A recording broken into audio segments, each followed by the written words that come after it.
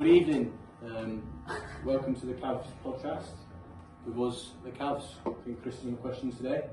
Who are the Cavs? Well, first of all, my name is James. I play the guitar. I'm Arthur, I play the drums. I'm Chris, I also play guitar, lead guitar.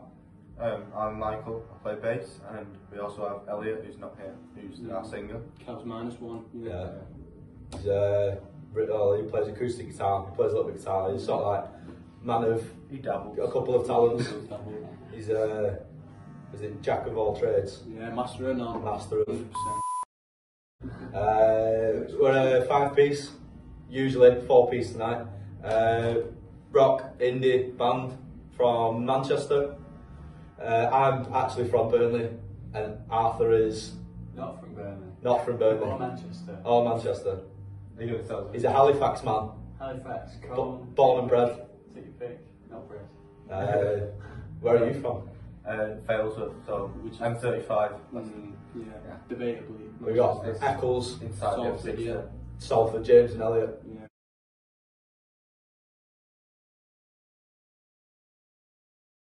Loads. I think we all bring, Individual inspirations, yeah. we all bring different inspirations from.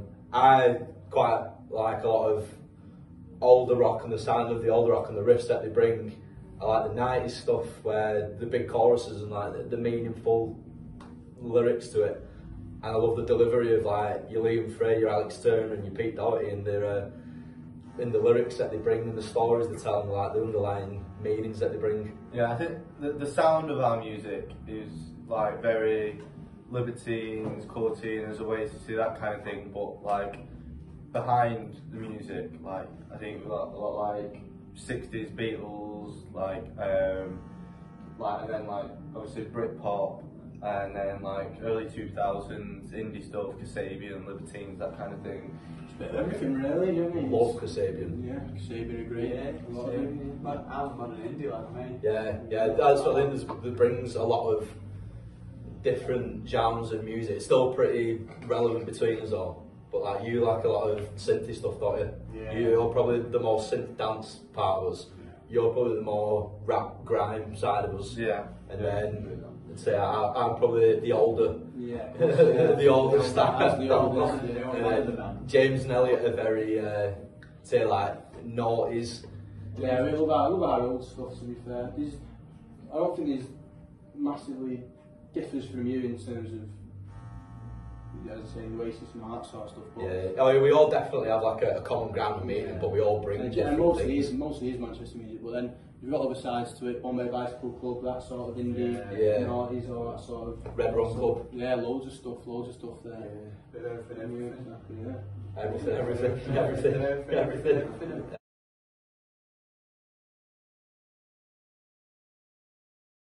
Well, I pulled all 4 of these scallies from different corners of the earth. Met James about a year before he actually joined the band on a night out, no idea who he was, and a year later met him in the same group of lads again, and shared the idea of starting a band over a couple of beers. Yeah.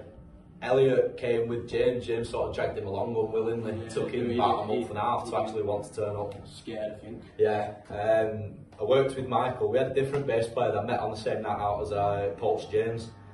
He was the original bass player, but other commitments led him to like not stay on. So Michael was like, "Oh yeah, well, I'll dabble at a bit of bass."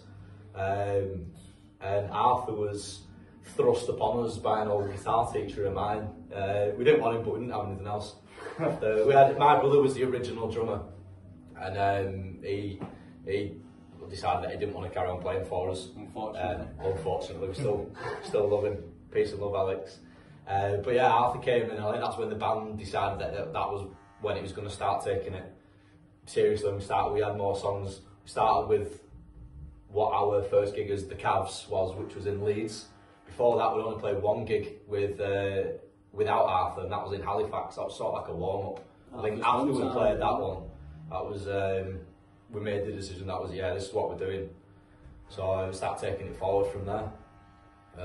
We all started gelling after that. Like, I think considering that none of us really knew each other beforehand, apart from you and Elliot, but even you and Elliot were only a couple of years 2 or 3 years, you know each other. Yeah. So it's not like a fairy tale story of, oh, we all grew up like 5 doors apart from each other and we knew that we were going to be in a band. We've just sort of come together. Like I said, with the inspirations, we've all got different backgrounds, but we've all got a common ground of that we want to be in a band, we want to do this kind of music. And I think our sound reflects that. We don't have one sound. We don't just turn it up to 11 and play as loud as we can.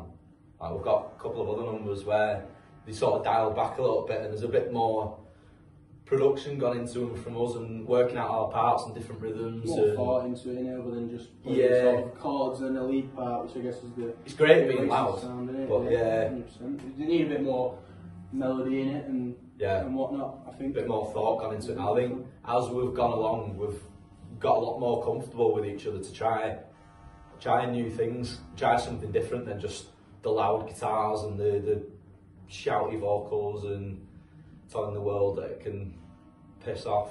Do one in PG language. In PG language, it can get out my face, get out my room. Mum, you're annoying, isn't it? Yeah, it clears up how we all know each other. Yeah. From Chris there, well done.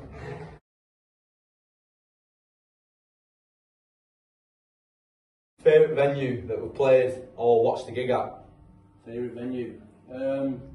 I'd go with, to play was when we played in Eccles, and I think was one of our best crowds that we got, sold it out, I think space of about 3 days or something like that. Just before Christmas. 80 or 90 tickets gone in 2 days.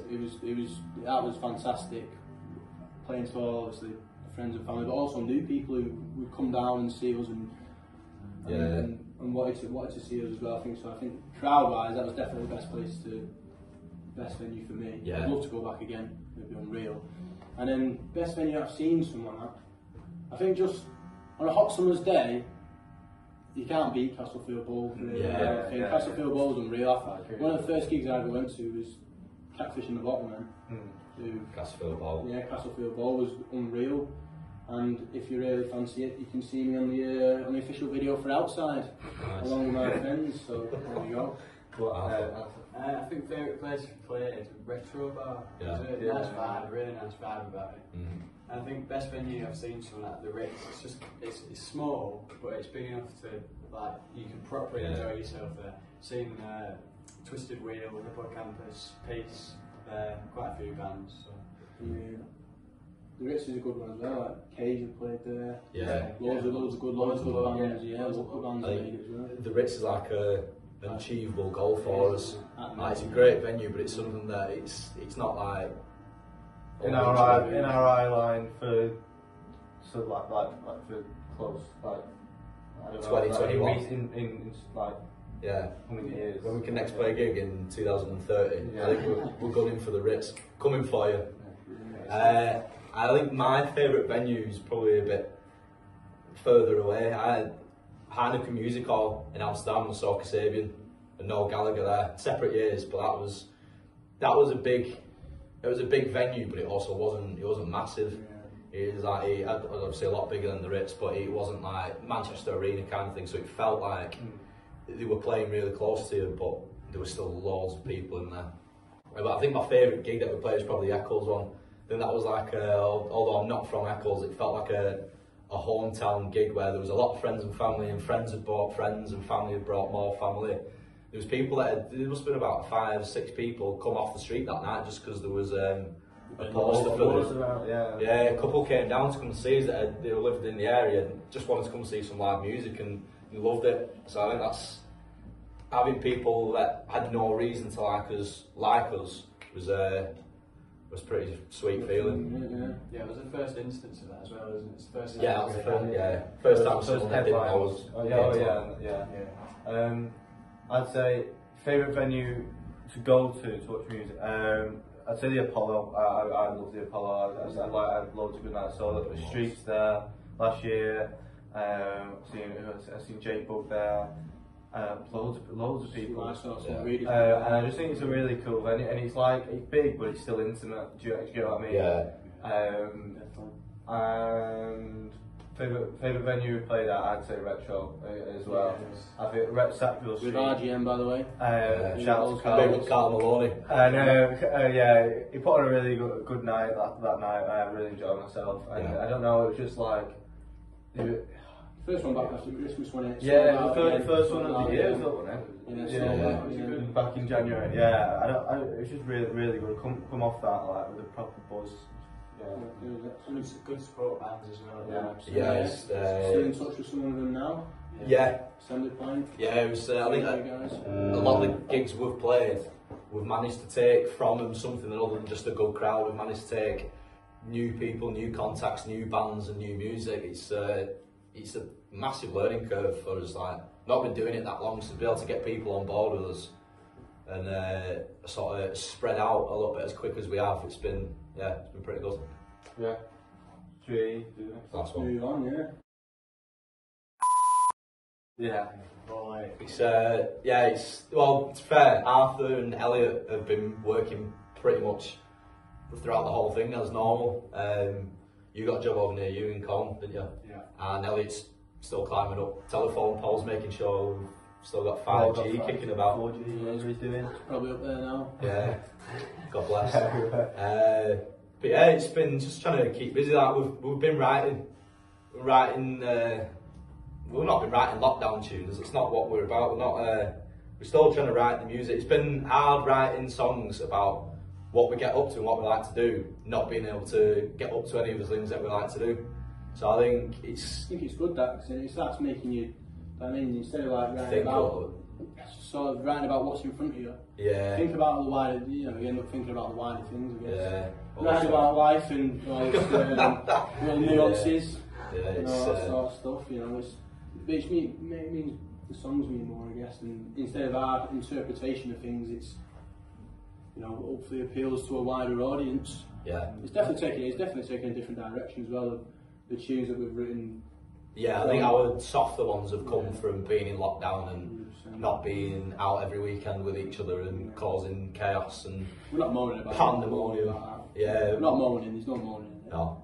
I think we've all been trying to be as productive as we can. Instead of looking at it as in we're not allowed to do anything or go anywhere, we've made the most of being on our own and practicing. I've been practicing a lot of guitar and I found myself getting a lot better, and I've come with that of new songs and new ideas, sending them over to like Mikey on WhatsApp and listening to him, and then he's give one idea to someone else and they can take it in a completely different direction. I think that's where we've found ourselves now. You've got a lot more time on your hands as well. That's been a good thing. More time on your hands to do music and think about it more. Because instead, when you're going out, you're working all week and then you not me. go out of the week. I've not been doing any work. You've Been got drinking a lot of beer, and eating a lot of Rubbish. a lot of burgers. As you can tell.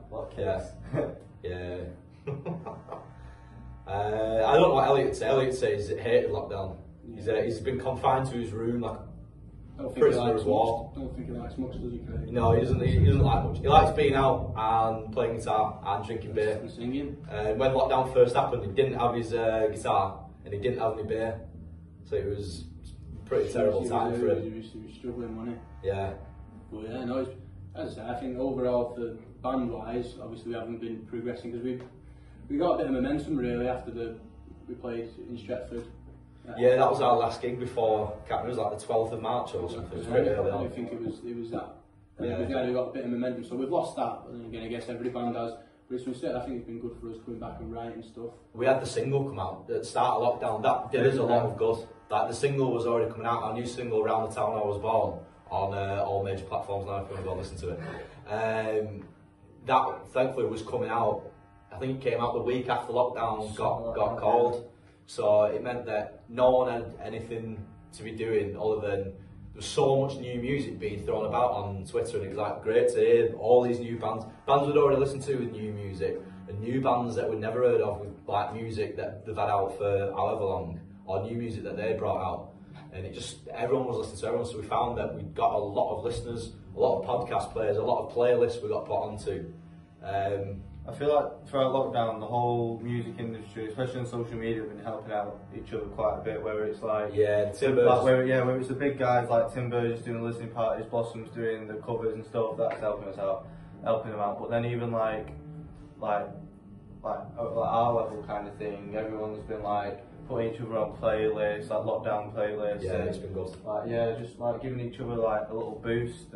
Yeah. I don't know. I guess wouldn't usually happen if it wasn't for this strange situation. The world is such a busy place that people had no choice but to just sit and listen and see what was going on whilst they were running themselves into the ground. Really, I think silver linings of everything that has happened. I know there's been a lot of the fact that it's happened and all that sort of stuff. Yeah. And all the people obviously who sadly got ill with it and stuff like that. That's obviously the worst part. Yeah, a lot of people have had it hard. Exactly. A lot of people have had it really, really hard. So I think we've been pretty lucky in what we've been doing. 100%. But silver linings for us as the band, not as individual, but as the band, it's done us good listening wise and music wise for us to come back and be able to start practicing something new. Definitely, 100%. So that's it. Yeah. We've been the Cavs. Yes, We are the Cavs. We'll be the Cavs for many years to come. I'm sure we'll see you in I won't say the near future. The unforeseen future, we'll see you at bars and clubs and hopefully the MEM one day. Casperfield Bowl, Amsterdam Music Hall, the Ritz, be all of them. Glastonbury 2025 when that's back on. Thanks for having us. Check us out. Peace and love, baby. We'll stop us from chasing the world, we'll chase the sun.